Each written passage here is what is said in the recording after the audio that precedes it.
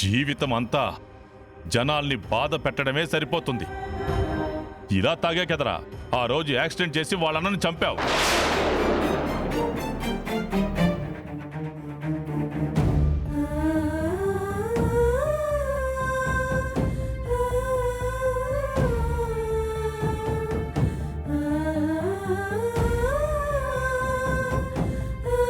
మళ్ళీ అలాగే తాగి కారు నడిపావంటే ఏమనాలి నిన్ను?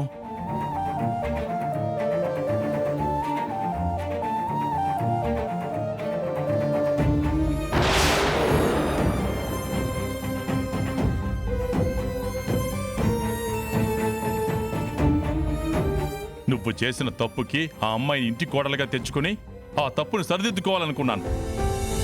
నువ్వు చేసిన తప్పును సరిదిద్దుకోవడానికి మీ అన్నయ్య కూడా నా మాట కాదనకుండా ఆ అమ్మాయి మెడలో తాళి కట్టాడు. కానీ నువ్వు చేసిందేంటి? చేసిన తప్పునే మళ్ళీ మళ్ళీ చేస్తున్నావు. ఎంతమందిని నీ పొట్టను పెట్టుకుంటావురా?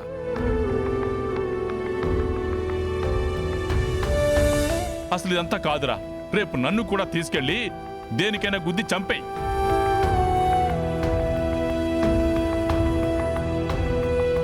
ఏం మాట్లాడుతుండావన్నా? చంపడానికి వాడేమైనా రాక్షసుడా? వాళ్ళన్నని చంపినాడు చంపినాడు చంపినాడు అంటుండావు. వీడేమైనా కక్ష పెట్టుకుని చంపినాడా?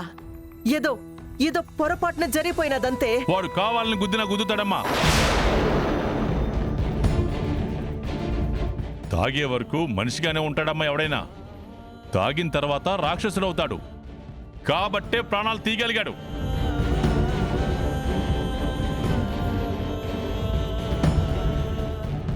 సరే, పొరపాటును గుద్దేశానే, అయ్యో నా వల్ల 2 ప్రాణాలు పోయాయి అన్న బుద్ధుంటే మళ్ళీ జీవితంలో మందు అనేది ముట్టుకుంటాడా వాడు?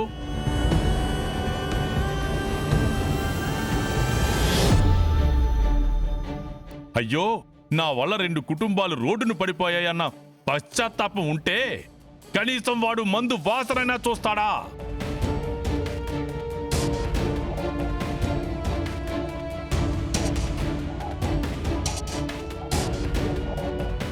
ఇలాంటి వాణ్ణి ఇంట్లో పెట్టుకుని నేనేం చెయ్యాలి? బయటికి నెట్టేద్దామంటే ఇప్పుడు తోడుగా ఈ అమ్మాయి వచ్చింది. అదే ఒంటరిగా ఉండుంటే ఈ క్షణమే వాణ్ణి గెంటేసేవాణ్ణి.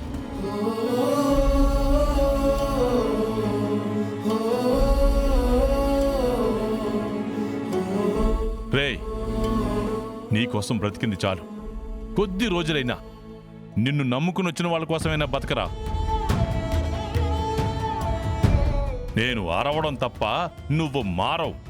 నేను చచ్చేలోపు నీ మార్పును చూస్తానన్న నమ్మకం కూడా నాకు లేదు.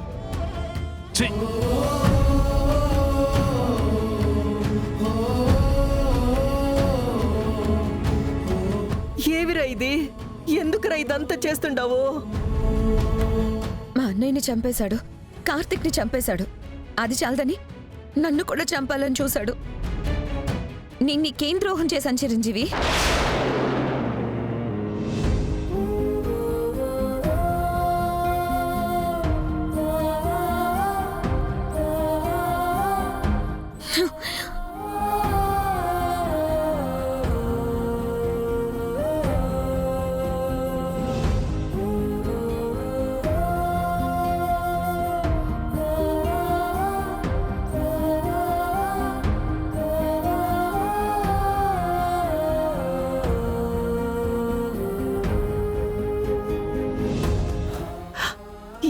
ఇది ఏం జరుగుతుండదురా ఈ ఇంట్లో?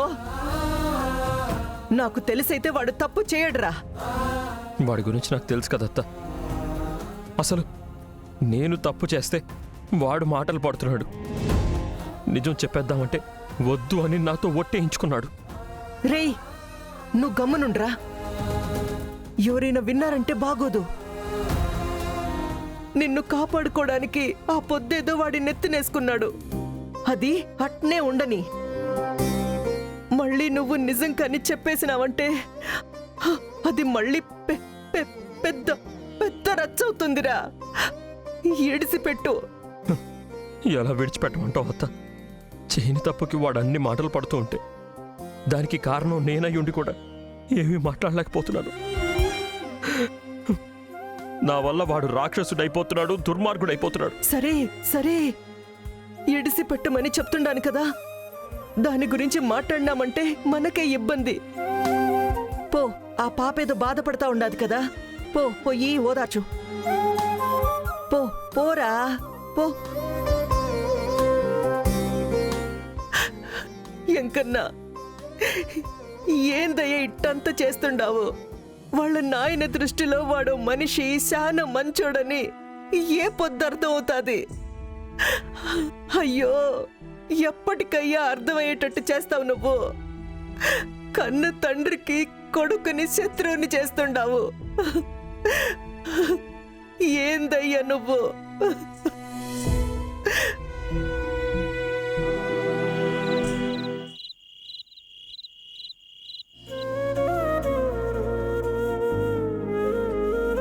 అమ్మని చంపావు, అమ్మని చంపావు, అమ్మని చంపావు, అమ్మని చంపావు.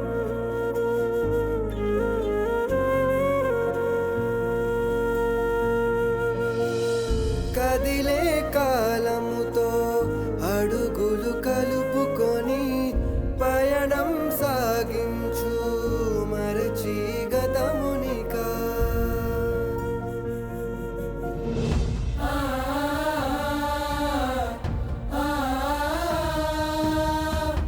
ఏం చేస్తున్నావు? రోడ్ల మీద పడి తాగేది సరిపోలేదా? ఇలా తాగే కదా చెడ్డ పేరు తెచ్చుకున్నావు. అరే, మా నాన్న బాధపడుతున్నాడు, మా అత్తయ్య బాధపడుతుందని ఎందుకు ఈ మందు తాగాలని నీకెప్పుడు అనిపించదా? నీకు తెలియదులే పాపా, నా మనసులో బాధ తగ్గించడానికి ఇన్నేళ్లగా నాకెవరూ లేరు. నాకెప్పుడు తోడుగా ఉండేది ఇదొక్కటే, చెడ్డదే. కానీ నాలాంటి వాళ్ళకి మంచిది. బాధని మర్చిపోవడానికి నాకింతకంటే దారి లేదు. ఏంటి బాధ? బాధ వస్తే తాగాలా? అలా అనుకుంటే బాధ లేని మనిషి ఎవరు ప్రపంచంలో ఉండరు. దానికోసం అందరూ ఇలా తాగట్లేదుగా. అప్పుడప్పుడే ఊహ తెలిసేటప్పుడు అమ్మ చనిపోతే ఆ బాధ ఊరితో చెప్పుకోవాలని అర్థమయ్యేది కాదు. వయసు వచ్చినాక మొదటిసారి ఇదిగో దీనికి చెప్పుకున్నాను. ఆడనే అలవాటైపోయి ఉండదు.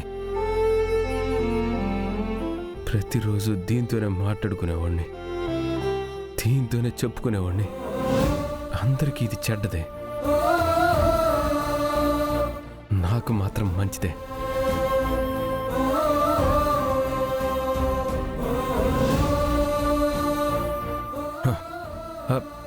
అమ్మ దూరం అయిపోయినా వదినమ్మ రూపంలో మా అమ్మ వచ్చుండదని చాలా సంతోషపడినాను. వదినమ్మ వచ్చినాక ఏ పొద్దున నేను తాగి ఇంటికి రాగా చూసినావా? తాగకుండానే మాటలు పడినాను.